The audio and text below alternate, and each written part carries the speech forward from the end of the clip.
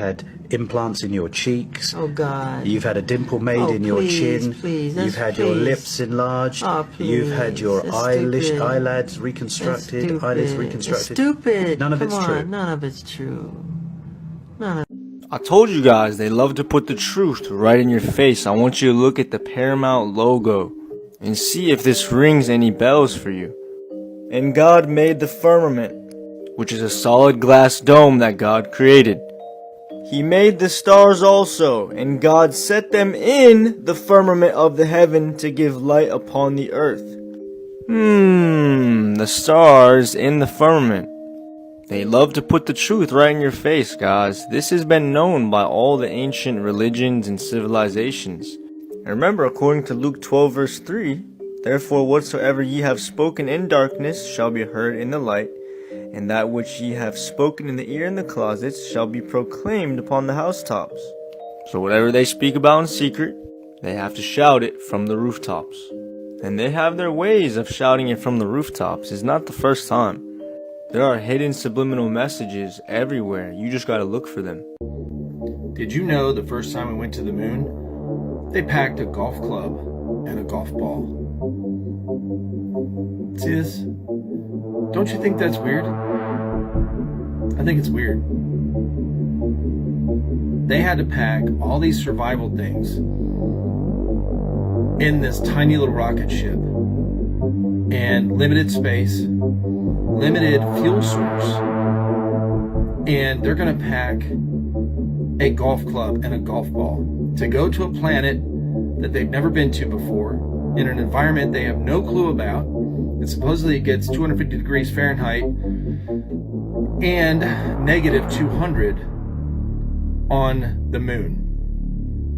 Knowing this, they still packed a golf club and a golf ball to play golf on the moon. Don't you think that's weird?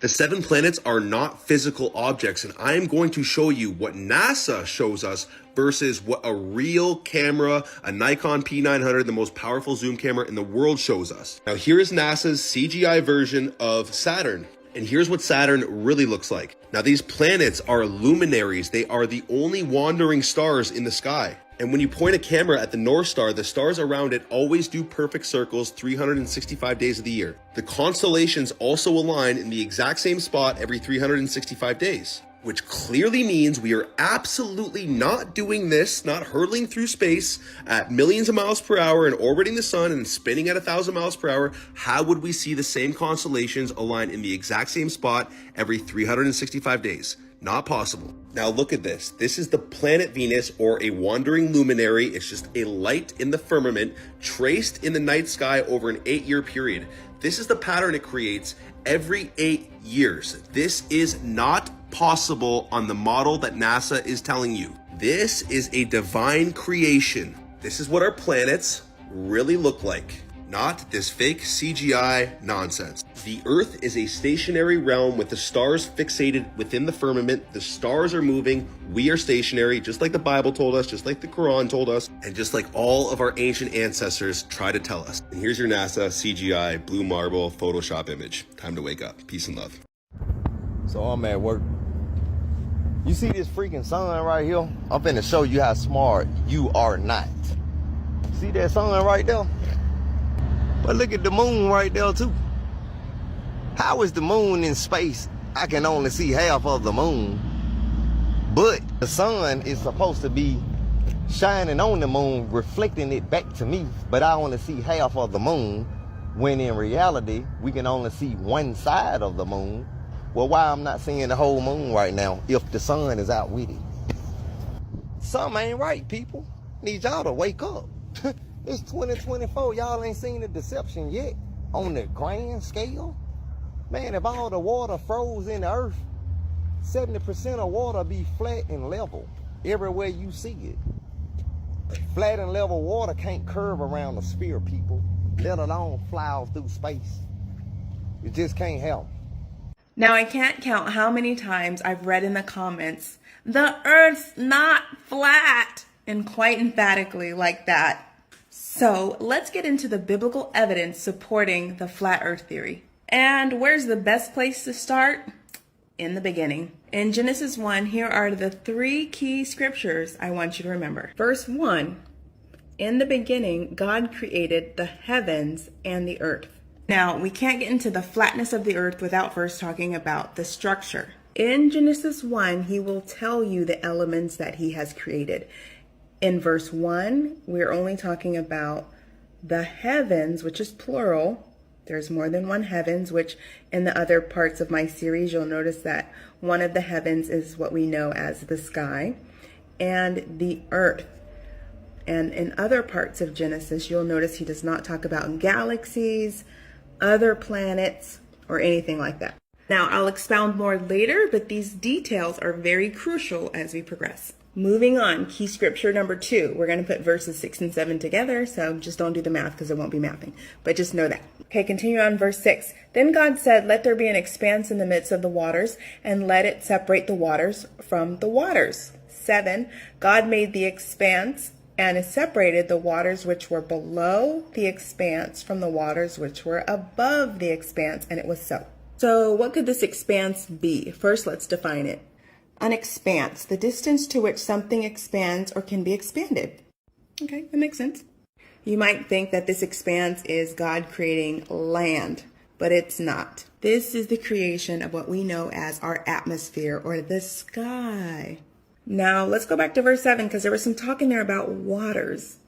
God made the expanse and separated the waters which were above from the waters which were below. In other words, God is stretching out the sky in the midst of waters, and he is separating from the top from the bottom. Well, what could that possibly look like? Let me show you. It's an air bubble. But there's more. Let's group 9 and 10 together to make our 3rd key verse. I told you about this math. Okay, verse 9. Then God said, let the waters below the heavens, he's defining the expanse, be gathered into one place, and let the dry land appear. And it was so. Verse 10, God called the dry land earth. Now, as we just read, God calls this land earth. Now, when you hear the word land, what comes to mind? Most would say a flat, dry surface, and you would be correct. So without using the current imagery that we know of today, given the description in those key verses, what would this inhabitant look like? Okay, so this is a good place to start. We have the 2 more episodes after this that are going to get into the weeds of more of the flatness, so don't get excited. There's still more to come. Okay, we're back. Welcome to Biblical Flat Earth Proof Part 2. Without hesitation, let's jump right in and see what the Old Testament has to say. Isaiah 66:1 says, thus saith the Lord, the heaven is my throne and the earth is my footstool. Okay, so if you remember in part 1, we saw the plural of heavens, and here in this verse, we're noticing that where God is seated is in the other heaven. The first heaven is the sky, our atmosphere, and the second one is where his throne is, the ultimate heavenly heaven. And where does he rest his feet? On earth, his footstool. And what does a footstool look like? Like this. A round, flat surface. Yes, while this is only imagery, this is still a precise example of the description of what earth looks like. For instance, he could have chose to say something like this. Earth is the ball that I hold in my right hand. But he doesn't. And I know what you're thinking. You're thinking, oh, but that's the Old Testament. It doesn't count. Well, let's go to the New Testament. In Matthew 5:34, Jesus speaks and says, but I say unto you, swear not at all, neither by heaven, for it is God's throne, nor by the earth, for it is his footstool. Do not be mistaken, because if there's one thing that we know about God, he uses words that are accurate, wise, and consistent. So we can already stop the argument in saying, oh, he didn't mean it like that. Yes, he did. So therefore, maybe it is our understanding that is inaccurate. But let's check out one more just for good measure. For this, we go back to the book of Isaiah, this time in 40:22, where he says, it is he that sitteth upon the circle of the earth, and the inhabitants thereof are as grasshoppers. Second thought, it is he that stretcheth out the heavens as a curtain, and spreadeth them out as a tent to dwell in. Woo, another mouthful, but let's break it down. Part A says, it is he that sitteth upon the circle of the earth. Some are probably thinking, ha, that's the globe. And that's a no, because the Godhead is very consistent, and he just told us and gave us a description of a footstool. So what does he mean? For this, we go to my trusty euro. So this is a circle. And when you're in heaven, high in your throne, and you lay it down flat. Ta-da. And part D says, he stretcheth out the heaven like a curtain, which is a dome. And how do we know that? Because part E says, and spreads them out as a tent to dwell in. We are in a tent. We are under the dome. We are in something, right? Again, no reference to globe, no reference to sphere. He doesn't say anything about them dwelling around the heavens, being wrapped around, nothing, in, over. Precision. Okay, third and final, 4 verses, rapid fire, let's go. Isaiah 11:12, and he shall set up an ensign for the nations, and shall assemble the outcasts of Israel, and gather together the dispersed of Judah from the 4 corners of the earth. Do globes have corners? No. Okay, next verse, Job 26:10. He has inscribed a circle on the surface of the waters at the boundary of light and darkness. But what does that mean? It means he's marking out the boundaries of the sun, the moon, and the waters within a circle. We're on a roll. Third verse, let's go. Okay, Job 37:3 says, under the whole heaven he lets it loose, and his lightning to the ends of the earth.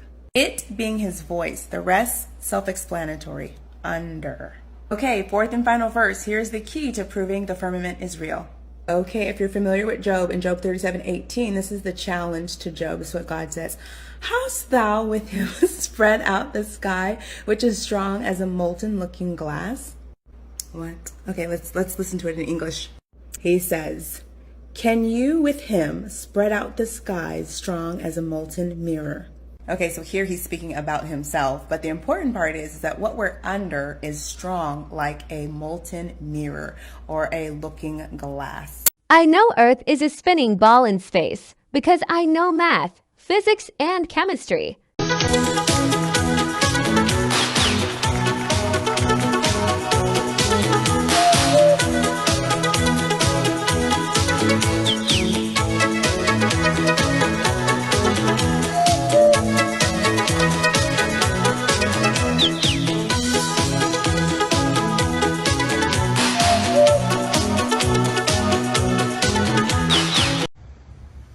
Good morning. Aloha from Florida.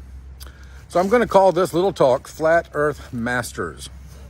And the play on the word masters are all those people that are coming forth with master's degrees in different subjects, finding out, learning, teaching, and now promoting the fact that the earth is flat and stationary. The earth, if we could get far enough away from it, up into the sky, it would look something like this. The Gleason's map. And for the globe trolls or the shills that want to say, oh, that's a projection of a globe. Do you know who Gleason was? Do you know the title of the book that he authored? Do you know that he promoted Flat Earth? The creator of this map is a flat earther, or was a flat earther. He was alive 100 years ago. The bottom of this map here and here talks about the movement of the sun and the moon over the surface of our flat and stationary earth. This is not a globe projection. But anyway, many people, and what sparked this video today is that 2 comments recently on a couple of my videos. One of them was to the pilot Glober friend of mine, the open message to him. Someone commented on there that he has a master's degree in STEM, S-T-E-M, science, technology, engineering, and mathematics. And he is talking about how construction all uses levels and plumbs, and the levels and plumbs only work on a flat and stationary earth. So somebody, and he said he also has a master's degree in STEM with honors from an Ivy League school. So for you sad, pathetic globe trolls and page shills still trying to promote the delusional globe religion, you're in trouble. Because more and more very smart, very educated people are questioning things and overcoming the indoctrination narrative of the earth being a spinning wet rock in outer space. And the more educated people who are able to communicate clearly like Eddie Alencar of the Flat Earth Banjo channel, the author of 16 Emergency Landings, or Ben from the Taboo Conspiracy channel, who also, both of these guys have master's degrees. So, Flat Earth masters. Think about it, globe trolls, paid shills, people who are very educated and very smart and have the ability to communicate clearly with true knowledge, are now promoting Flat Earth more and more and more. So the globe is a dying religion. One day, one of the biggest jokes in humanity will be that people used to believe the Earth was a spinning wet rock in outer space. The Earth is flat and stationary. It is an intelligently designed, enclosed, electrical, topographical, stationary plane. Oh, also, David Weiss just put up the mechanical realm on his main channel, so it's much easier to find for some of you. David has a much larger following than Vika does online, or on YouTube anyway, but you can still watch it on Vika Draziv, Truth in Plain Sight, or you can also now go to Flat Earth Sun Moon Zodiac Clock app and see the mechanical realm, a device from history that shows that everything up there in the sky moves in perfect patterns, cycles, repeating cycles over the surface of a flattened stationary Earth based on the knowledge, the information of this little piece of hardware called the Antikythera mechanism. And someone, the Sumerians or the Babylonians, had the knowledge, the software to put into this hardware of the Antikythera mechanism, replicating what we see in the sky over us. It's a death blow for the globe religion. Have a great day. God bless. 96. It's a big boy. So I got two big guests, big names, big bodies. Huge. Yeah, I don't even know if I introduce you to. You got Rampage the Legend Jackson here. You got Bradley. Meet me at 260. Martin. How much you weigh right now? Why people care if people believe in the earth the way the Bible describes it? Why do people get so mad about that? Does the Bible describe it as flat? Yeah. It does? With the dome, the firmament, and everything. Oh, that's news to me. That's new. You never read the Bible? No. That's the problem. That is a problem. That's why I go to hell. So why do people get mad at people if they just describe the earth the way the oldest history book describes it? Yeah. So does this mean you think it's flat? Yep.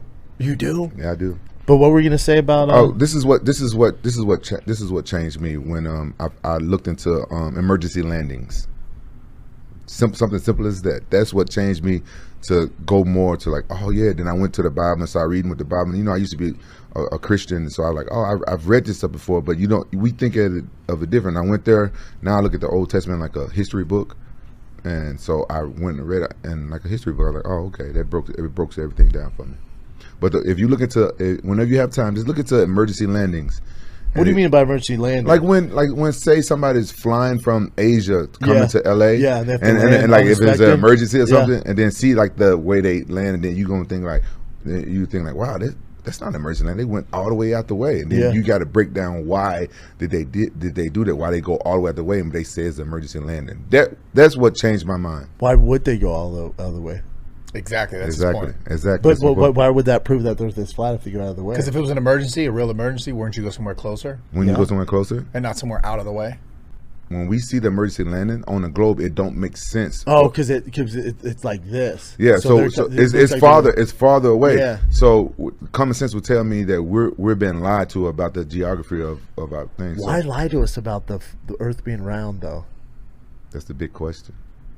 The flat Earth map dates back over 1,000 years. This map is credited to being created by a Persian astronomer. His name was Al-Biruni, and he lived between 973 AD to 1048 AD. It's the official map of the United Nations and also the United States Geological Survey. It used to be present in many places before the creation of NASA and the Antarctic Treaty in 1959. Here you see it with Admiral Byrd. This map has been restored by Dmitry from Russia with suggestions of mine, Eddie Alencar. Known by my YouTube channel Flat Earth Banjo, I asked Dmitry to include the Bermuda Triangle and Point Nemo, a place deep in the Pacific where NASA buries rockets. Then Robert Tozzi, a professional mapmaker, came along and enhanced the map even more. There are many people now selling this map online, but if you could order it from my online store, I would greatly appreciate it. Visit my online store now and order one of the items. I humbly thank you.